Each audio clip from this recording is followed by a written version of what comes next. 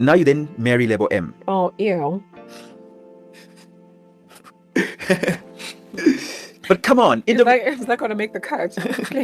Please cut it out. Okay, continue.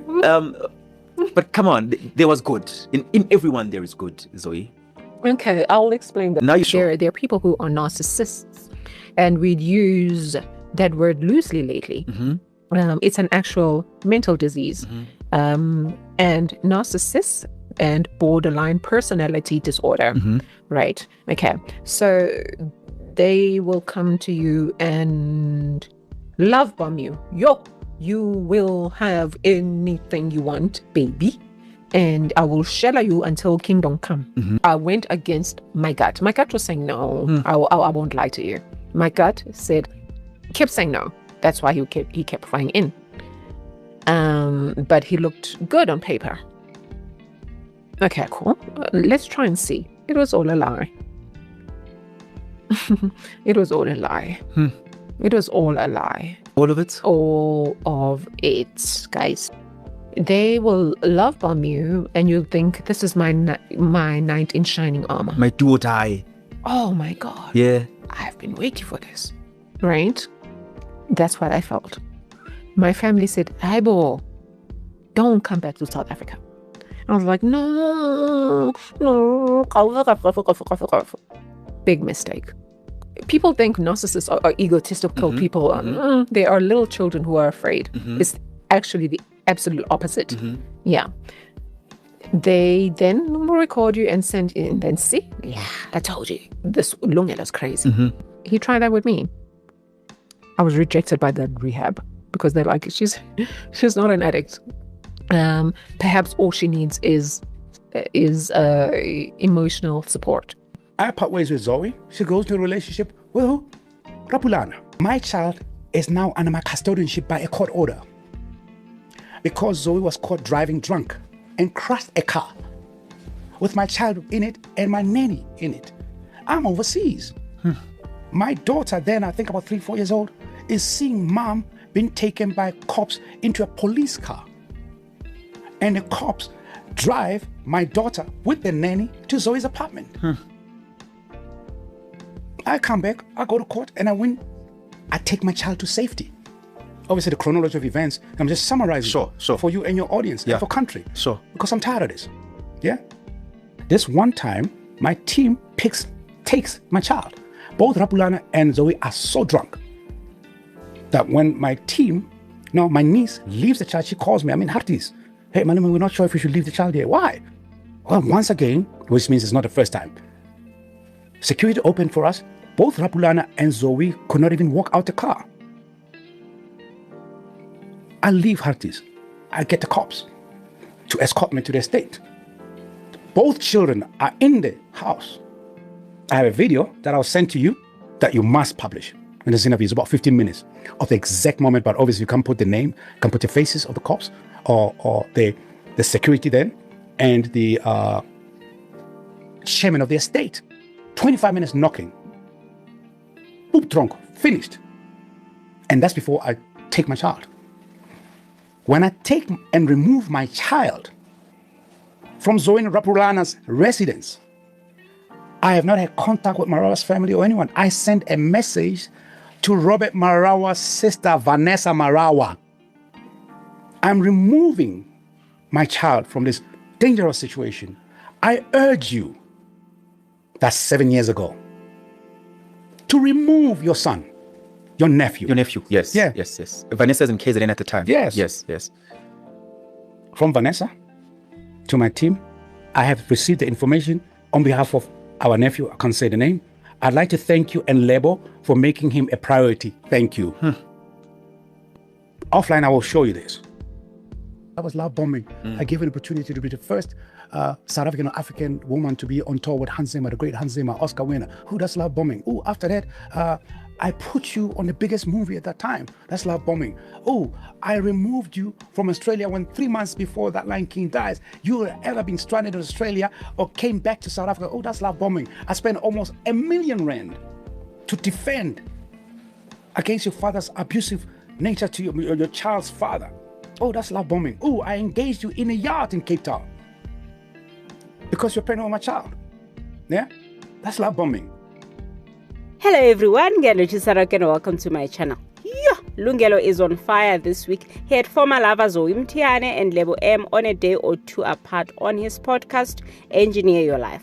Now, whilst Zoe spoke really well about her first baby daddy, Robert Marawa, saying the only reason they went their separate ways is because Robert couldn't defend her from his family.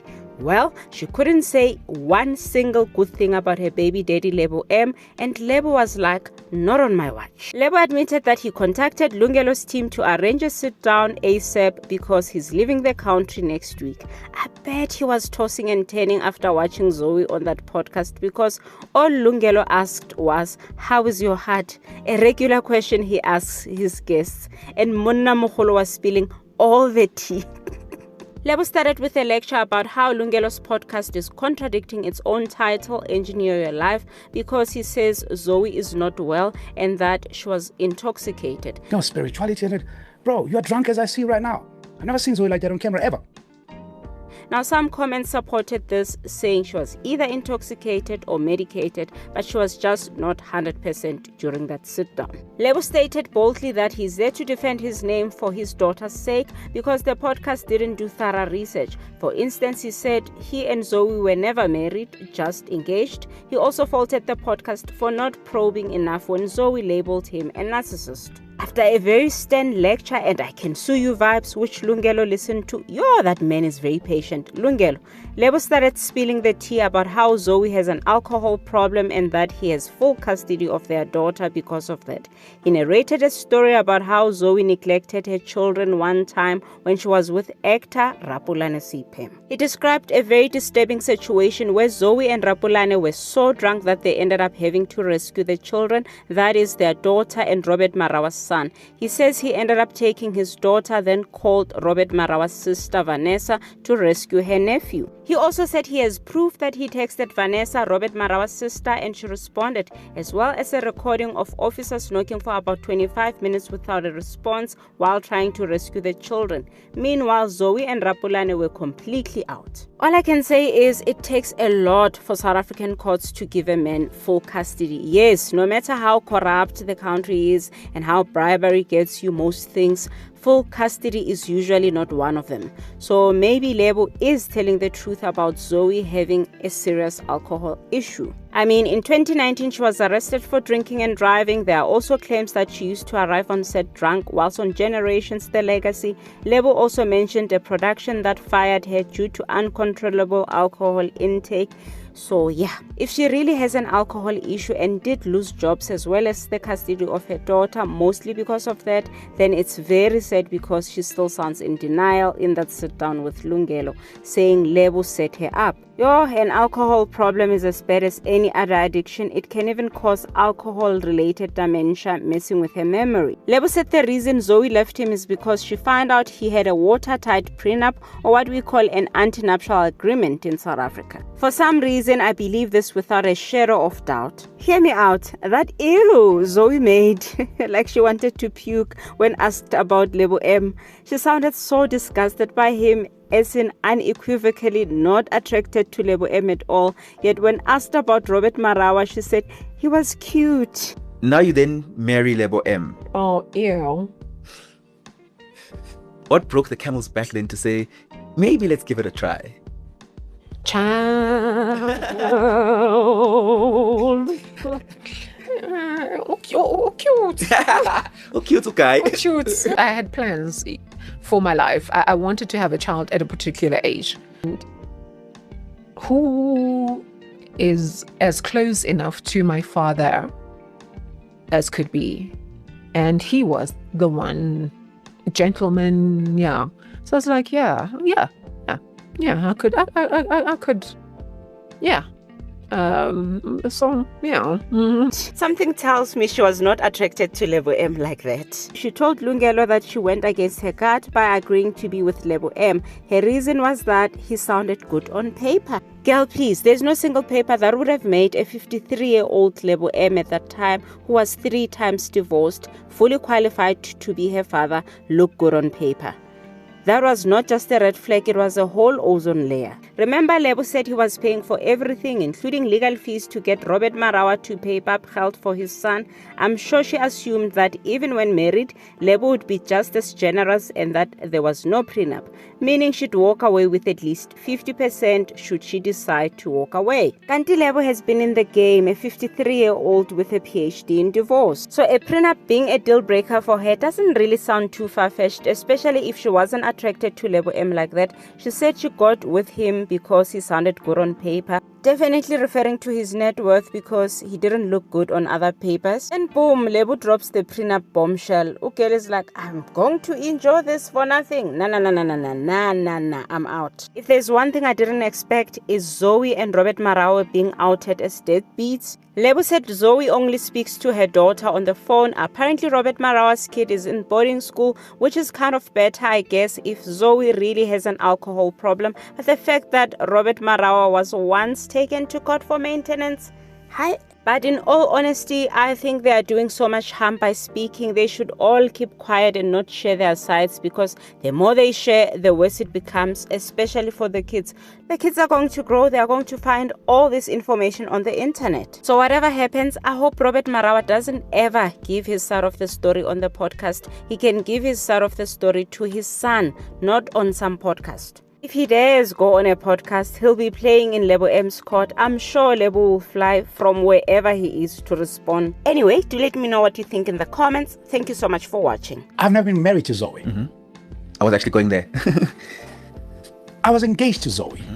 Fact, sometime in December, huge engagement. 2 days after this big engagement party, the hotel, who was a friend of mine, cleared the lobby for the newly engaged to have champagne. I think it was December 26th or 27th at that time.